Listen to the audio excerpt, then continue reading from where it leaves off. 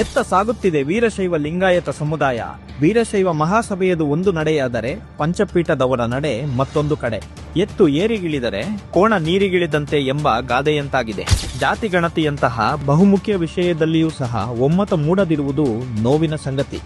ಗೊಲ್ಲರು, ಕಾಡುಗೊಲ್ಲರಂತಹ ಸಣ್ಣ ಪುಟ್ಟ ಸಮುದಾಯಗಳು ಒಂದಾಗಿ ಒಗ್ಗಟ್ಟು ಪ್ರದರ್ಶಿಸಿ ಸಮೀಕ್ಷೆಯಲ್ಲಿ ಏನು ಬರೆಸಬೇಕೆಂದು ತಿಳಿಸಿದ್ದಾರೆ. ಆದರೆ ಶತಮಾನಗಳಿಂದ ವಿದ್ಯಾವಂತರು, ರಾಜಕಾರಣಿಗಳು, ಅನ್ನ ಅಕ್ಷರ ಆಶ್ರಯ ದಾಸೋಹವನ್ನು ನಡೆಸುತ್ತಿರುವ ಮಠಮಾನ್ಯಗಳು, ಹೆಸರಾಂತ ಉದ್ಯಮಿಗಳನ್ನು ಹೊಂದಿರುವ ಶಿಕ್ಷಿತ ಸಮುದಾಯದಲ್ಲಿ ಒಗ್ಗಟ್ಟು ಮೂಡದಿರುವುದು ವಿಪರ್ಯಾಸ. ನಾವು ಅಂದು ಲಿಂಗಾಯತ ಎಂದು ಹೋಗಿದ್ದರೆ ಈ ವೇಳೆಗೆ ಸ್ವತಂತ್ರ ಧರ್ಮದ ಮಾನ್ಯತೆ ಸಿಗುತ್ತಿತ್ತು. ಆ ಮೂಲಕ ವೀರಶೈವರೂ ಸೇರಿದಂತೆ ಲಿಂಗಾಯತ ಧರ್ಮದ ಎಲ್ಲಾ 99 ಒಳಪಂಗಡಗಳಿಗೂ ಮೀಸಲಾತಿ ದೊರಕುತ್ತಿತ್ತು. ಇಂದು ಬೌದ್ಧ, ಜೈನ, ಸಿಖ್, ಮುಸ್ಲಿಂ, ಕ್ರೈಸ್ತ ಇತ್ಯಾದಿ ಅಲ್ಪಸಂಖ್ಯಾತ ಧರ್ಮಗಳಿಗೆ ಸಿಗುತ್ತಿರುವ ಎಲ್ಲಾ ಸೌಲಭ್ಯಗಳು ಲಿಂಗಾಯತದ ಎಲ್ಲಾ 99 ಒಳಪಂಗಡಗಳಿಗೂ ಸಿಗುತ್ತಿತ್ತು. ಆ ಸುವರ್ಣ ಅವಕಾಶವನ್ನು ತಪ್ಪಿಸಿದವರು ಈ ಪಂಚಪೀಠದವರು. ಆ ಸಂದರ್ಭದಲ್ಲಿ ಧರ್ಮವನ್ನು ಒಡೆದರು ಎಂದು ಹುಯಿಲೆಬ್ಬಿಸಿದರು. ಮುಗ್ಧ ಜನತೆ ಕೂಡ ಅದನ್ನೇ ನಂಬಿದರು.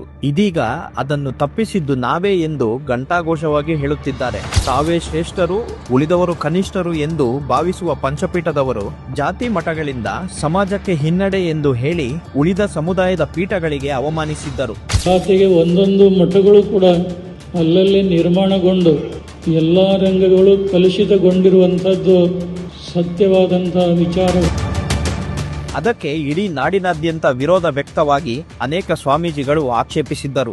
ಇದೇ ಪಂಚಪೀಠದವರು ತಮ್ಮ ಉಪಜಾತಿ ಜಂಗಮ ಜಾತಿಗೆ ಬೇಡ ಜಂಗಮ ಎಂದು ಎಸ್ಸಿ ಸೌಲಭ್ಯವನ್ನು ಪಡೆಯಲು ನಕಲಿ ದಾಖಲೆಗಳನ್ನು ಕೊಟ್ಟು ಎಸ್ಸಿ ಸರ್ಟಿಫಿಕೇಟ್ ಪಡೆದಿದ್ದಾರೆ.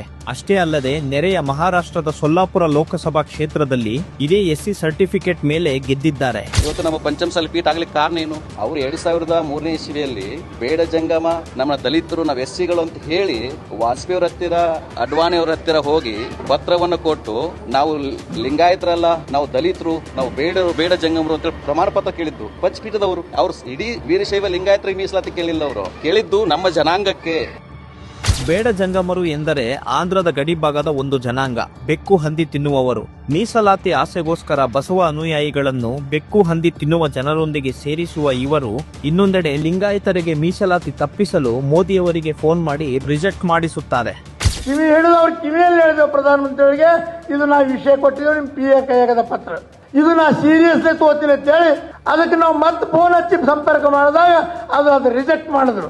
ಲಿಂಗಾಯತ ಸಮುದಾಯಕ್ಕೆ ಮೀಸಲಾತಿ ತಪ್ಪಿಸುವುದು ಕೂಡ ಇವರಿಗೆ ಹೆಮ್ಮೆಯ ವಿಷಯವಾಗಿರುವುದು ಇವರ ಮನೋಧರ್ಮವನ್ನು ತೋರುತ್ತದೆ.